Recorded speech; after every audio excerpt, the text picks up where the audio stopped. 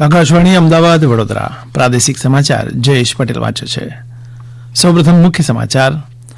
નવા વર્ષના પ્રથમ દિવસે 108 સ્થળોએ સામૂહિક સૂર્ય નમસ્કાર કરી ગુજરાતે વિશ્વ વિક્રમ સર્જ્યો. પ્રધાનમંત્રીએ આ સિદ્ધિને બિરદાવી. વાયબ્રન્ટ ગુજરાત થકી રાજ્યના અંદાજે 90 લાખથી વધુ આદિવાસીઓનો લાભ અપાયો. આરોગ્યમંત્રી ઋષિકેશ પટેલે જણાવ્યું કે માળખાકીય સુવિધાઓ વધારવા આવનારા બજેટમાં વિશેષ જોગવાઈ કરાશે. કુપોષણ મુક્ત ખેડા પાયલટ પ્રોજેક્ટને મળી સફળતા. 3 મહિનામાં 150 બાળકોની સ્થિતિમાં સુધારો.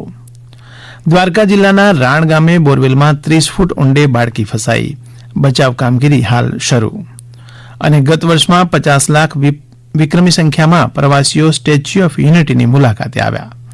સમાચાર વિગતવાર. નવા વર્ષના પ્રથમ દિવસે એક સાથે 108 સ્થળોએ સામૂહિક સૂર્ય નમસ્કાર પ્રદર્શન કરી ગુજરાતે ગિનિસ વર્લ્ડ બુકમાં વિશ્વ વિક્રમ સર્જ્યો છે. મોઢેરાના પ્રાચીન સૂર્ય મંદિર સહિતના 50 ઐતિહાસિક સ્થળો મળી કુલ 108 સ્થળોએ 50,000થી વધુ લોકો સામૂહિક સૂર્ય નમસ્કારમાં જોડાયા હતા. મોઢેરામાં યોજાયેલા રાજ્યકક્ષાના સમારોહમાં મુખ્યમંત્રી ભૂપેન્દ્ર પટેલ, રમતગમત રાજ્યમંત્રી હર્ષ સંઘવી સહિત 2,500 જેટલા લોકોએ ભાગ લીધો હતો. આ પ્રસંગે સંબોધન કરતા મુખ્યમંત્રીએ યોગને આધ્યાત્મિકતા સાથે જોડનારી આગવી સંસ્કૃતિ ગણાવી હતી. તેમણે યોગ, પ્રાણાયામ, સૂર્ય નમસ્કારને વધુ વ્યાપક બનાવીને અમૃતકાળમાં અમૃતમય ભવિષ્ય માટે સંકલ્પ લેવા સૌને આહવાન કર્યું હતું. યોગ પ્રણાલીમાં સૂર્ય નમસ્કારને શ્રેષ્ઠ આસન ગણવામાં આવે છે. સૂર્ય નમસ્કારથી સંપૂર્ણ યોગાસનનો લાભ વ્યક્તિને મળી જાય છે. સ્વાસ્થ્યની કાળજીની સાથે તેમાં આધ્યાત્મિકતા પણ જોડાયેલી છે. સતત બદલાતા યુગમાં હવે લોકો સ્વાસ્થ્ય પ્રત્યે જાગૃતિ વધી છે. બીમારીના ઈલાજ કરતા બીમારી પડ્યા જ નહીં એવી જીવનશૈલીનું મહત્વ લોકોને સમજાયું છે. એવી આરોગ્યપ્રદ જીવનશૈલી માટે યોગ ઉત્તમ ઉપાય છે.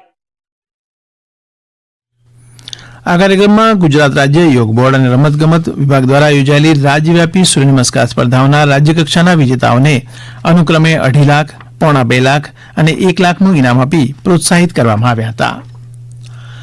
પ્રધાનમંત્રીએ ગુજરાતને 108 સ્થળોએ એક સાથે સૂર્ય નમસ્કાર મોટાભાગના લોકો માટે વિશ્વ વિક્રમ સ્થાપિત કરવા બદલ અભિનંદન પાઠવ્યા. એક સોશિયલ મીડિયા પોસ્ટમાં પ્રધાનમંત્રી નરેન્દ્ર મોદીએ કહ્યું કે આપણી સંસ્કૃતિમાં 108 નંબરનું વિશેષ મહત્વ છે.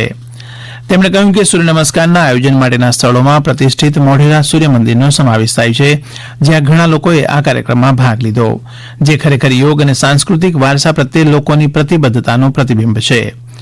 પ્રધાનમંત્રીએ લોકોને સૂર્ય નમસ્કારને તેમની દિનચર્યાનો એક ભાગ બનાવવા જણાવ્યું. રાજ્યમાં આજે કુલ 108 સ્થળોએ સૂર્ય નમસ્કાર કાર્યક્રમનું આયોજન કરવામાં આવ્યું હતું. સૂર્ય નમસ્કાર મહાઅભિયાનના ગાંધીનગર જિલ્લા કક્ષાનો સમારોહ મંત્રી ભાનુબેન બાબરિયાની અધ્યક્ષતામાં પુનિત વન ખાતે યોજાયો હતો. બનાસકાંઠા જિલ્લામાં નડાબેટ ખાતે જિલ્લા કક્ષાનો સૂર્ય નમસ્કાર કાર્યક્રમ વિધાનસભાના અધ્યક્ષ શંકર ચૌધરીની ઉપસ્થિતિમાં યોજાયો. પોરબંદરમાં સાંસદ રમેશ ધડુકની અધ્યક્ષતામાં હજુર પેલેસ ખાતે, તો વલસાડમાં પોલીસ પરેડ ગ્રાઉન્ડ ખાતે, જ્યારે વાપીમાં નારગોલમાં ઉમરગામના ધારાસભ્ય રમણલાલ પાટકરની અધ્યક્ષતામાં યોજાયો.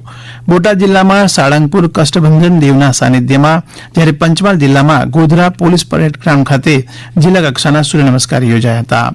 નાયબ મુખ્ય દંડક કૌશિકભાઈ વેકરિયાના અધ્યક્ષસ્થાને અમરેલી સ્પોર્ટ્સ સંકુલ ખાતે અમરેલી જિલ્લા કક્ષાનો સૂર્ય નમસ્કાર યોજાઈ ગયો.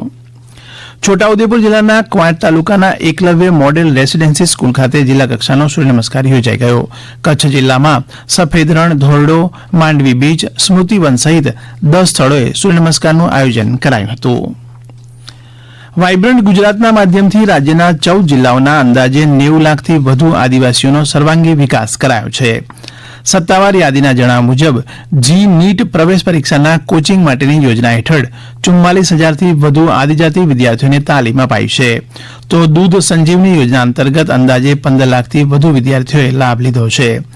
માનવ ગરિમા યોજનામાં અંદાજે 68,233 લાભાર્થીઓને સ્વરોજગાર માટે સહાય આપવામાં આવી છે, જ્યારે હળપતિ આવાસ યોજના હેઠળ 237 કરોડ રૂપિયાના ખર્ચે 23,760 આવાસોનું નિર્માણ કરવામાં આવ્યું છે. આ સમાચાર આપ આકાશવાણીના અમદાવાદ વડોદરા કેન્દ્ર પરથી સાંભળી રહ્યા છો.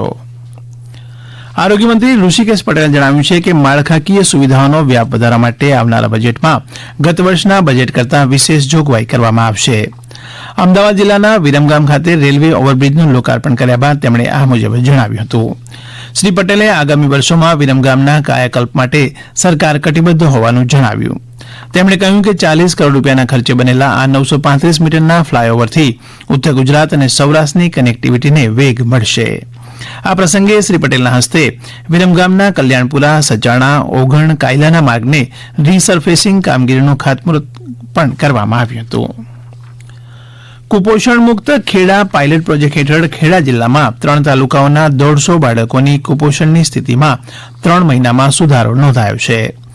વર્ષ 2019-20ના નેશનલ ફેમિલી હેલ્થ સર્વે મુજબ જિલ્લાના 0 થી 5 વર્ષની વયના 30.9% બાળકો ગંભીર કુપોષણથી પીડાતા હતા. ત્યારે જિલ્લા વહીવટી તંત્રે પ્રથમ તબક્કામાં ગંભીર જોખમ ધરાવતા ગળતેશ્વર, મહુધા અને ઠાસરા આ 3 તાલુકામાં આ પાયલટ પ્રોજેક્ટ શરૂ કર્યો હતો. તેની સફળતાના પગલે આ ઝુંબેશ હવે જિલ્લાના વધુ 10 તાલુકાઓના 500 બાળકો સુધી વિસ્તારવામાં આવી છે. આ પ્રોજેક્ટ હેઠળ રાષ્ટ્રીય બાળ સ્વાસ્થ્ય કાર્યક્રમની ટીમ દ્વારા પ્રાથમિક તપાસણી, કુપોષિત બાળકોને બાળ કુપોષણ સારવાર કેન્દ્ર દ્વારા સારવાર, આશા અને આંગણવાડી કાર્યક્રમો દ્વારા દરરોજ ઘરે જઈને મૂલ્યાંકન, બાળકોમાં પ્રોટીન ઉર્જાના કુપોષણને દૂર કરવાના સ્થાનિક દાતાઓના સહયોગથી આંગણવાડીઓમાં 3જી વારનું ભોજન આપવા જેવી પહેલ શરૂ કરવામાં આવી હતી. જેના પરિણામે 3 મહિનાના અંતે 150 પૈકી 127 કરતાં વધુ બાળકો સામાન્ય શ્રેણીમાં આવી ગયા છે. દ્વારકા જિલ્લાના કલ્યાણપુરના રાણ ગામે 3 વર્ષની બાળકી બોરવેલમાં પડી જતા સ્થાનિક તંત્ર અને એનડીઆરએફ દ્વારા બચાવ કામગીરી હાથ ધરાઈ છે. સત્તાવાર સૂત્રોના જણાવ્યા મુજબ રાણ ગામે બપોરે 1 વાગ્યાની આસપાસ એક 3 વર્ષની બાળકી રમતા રમતા અંદાજે 100 ફૂટ ઊંડા બોરવેલમાં પડી જવાની ઘટના બની હતી. બાળકી 30 ફૂટ ઊંડે ફસાઈ ગઈ હોવાનું અનુમાન છે. ઘટનાની જાણ થતાં જ સ્થાનિક વહીવટીતંત્રની 7 ટીમોએ ઘટના સ્થળે પહોંચી બચાવ કામગીરી હાથ ધરી હતી. ત્યારબાદ એનડીઆરએફની ટીમ પણ બચાવ કાર્યમાં જોડાઈ છે. ગત વર્ષમાં 50 લાખની વિક્રમી સંખ્યામાં પ્રવાસીઓએ સ્ટેચ્યુ ઓફ યુનિટીની મુલાકાત લીધી. સ્ટેચ્યુ ઓફ યુનિટીના સત્તામંડળે આજે મુલાકાત લેનાર પ્રવાસીઓના આંકડા જાહેર કર્યા છે. તે મુજબ વર્ષ 2023ના વર્ષમાં 51,18,955 પ્રવાસીઓએ મુલાકાત લીધી હતી. છેલ્લા 5 વર્ષમાં વિક્રમજનક 1,80,00,000 પ્રવાસીઓએ સ્ટેચ્યુ ઓફ યુનિટીની મુલાકાત લીધી હતી. આમ વર્ષ 2022 કરતાં 2023ના વર્ષમાં કુલ 5,34,166 પ્રવાસીઓ વધુ નોંધાયા છે. એન્જિનિયરિંગ અને ફાર્મસીની અભ્યાસક્રમોમાં પ્રવેશ મેળવવા માટે લેવાતી ગુજકેટ પરીક્ષાના ફોર્મ ભરવાનો આવતીકાલથી પ્રારંભ થશે. ગુજરાત માધ્યમિક અને ઉચ્ચતર માધ્યમિક શિક્ષણ બોર્ડની યાદી મુજબ આવતીકાલથી 16મી જાન્યુઆરી દરમિયાન બોર્ડની વેબસાઇટ guset.gsab.org પર ઓનલાઈન ફોર્મ ભરી શકાશે. જૂનાગઢના માળિયાહાટીના તાલુકાના દંડેરી ગામમાં વિકસિત ભારત સંકલ્પ યાત્રા આવતા વિવિધ યોજનાનો લાભ લેનાર લાભાર્થીઓએ મેરી કહાની મેરી જુબાની અંતર્ગત પોતાના અનુભવ જણાવ્યા હતા. મારું નામ મેઘનાથી ભરતગીરી રતિગીરી છે. પેલા મારે કાચું મકાન હતું અને કાચા મકાનમાં અમારે ચોમાસા દરમિયાન બહુ તકલીફ પડતી હતી. હાલમાં પ્રધાનમંત્રી આવાસ યોજનાનો લાભ અમને મળેલ, જેથી અમારે પાકું મકાન થઈ ગયું છે અને પાકા મકાનમાં અમે અત્યારે રહીએ છીએ. અને સાથે સાથે શૌચાલય અને બાથરૂમ તેમની સહાય પ્રધાનમંત્રી આવાસ યોજનામાં મળેલ છે. તેથી હું સરકારશ્રીનો ખૂબ ખૂબ આભાર માનું છું. સરકારની વિવિધ જનકલ્યાણકારી યોજનાની લોકોને માહિતી મળે અને ઘર આંગણે તેનો લાભ મળે તેવા ઉમદા હેતુથી આયોજિત વિકસિત ભારત સંકલ્પ યાત્રાનો રથ રાજ્યમાં વિવિધ ગામડાઓમાં ફરી લોકોને સરકારી યોજનાના લાભ આપવાનું કામ કરે છે. સાબરકાંઠા જિલ્લાના હિંમતનગરની હિંમત હાઈસ્કૂલ ખાતે વિકસિત ભારત સંકલ્પ યાત્રાનો ધારાસભ્ય વીડી ઝાલાએ પ્રારંભ કરાવ્યો હતો. સુરેન્દ્રનગરમાં સીયુસા સ્કૂલ ખાતે તો પાટણ તાલુકાના ઇલમપુર ગામ ખાતે, જ્યારે નવસારી જિલ્લાના વાંસદા તાલુકાના ખરજઈ ગામમાં તો મહીસાગરના લુણાવાડા તાલુકાના લકડિયા પોયડા ખાતે પણ મંત્રી શ્રી કુબેર ડિંડોરે આ કાર્યક્રમ યોજ્યો હતો. વડોદરા જિલ્લાના 482 ગામોમાં આ યાત્રા સંપન્ન થઈ છે. આવતીકાલે 4 તાલુકાના 6 ગામોમાં રથો પરિભ્રમણ કરશે. ગૃહ રાજ્યમંત્રી હર્ષ સંઘવીએ છેલ્લા 2 દિવસમાં રાજ્યમાં અંદાજિત 244 કરોડ રૂપિયાના પ્રકલ્પોના લોકાર્પણ કર્યું. તેમણે મહીસાગર, છોટાઉદેપુર, દાહોદ, પંચમહાલ અને વડોદરા જિલ્લામાં અદ્યતન એસટી બસ સ્ટેન્ડ, સુવિધાસભર પોલીસ આવાસો, જિલ્લા ઇમરજન્સી ઓપરેશન સેન્ટર તેમજ વિવિધ આરોગ્યલક્ષી કાર્યોના લોકાર્પણ લોકાર્પણથી કર્યા હતા. અંતમાં મુખ્ય સમાચાર ફરી એકવાર. નવા વર્ષના પ્રથમ દિવસે 108 સ્થળોએ સામૂહિક સૂર્ય નમસ્કાર કરી ગુજરાતે વિશ્વ વિક્રમ સર્જ્યો. વાયબ્રન્ટ ગુજરાત થકી રાજ્યના અંદાજે 90 લાખથી વધુ આદિવાસીઓને લાભ અપાયો.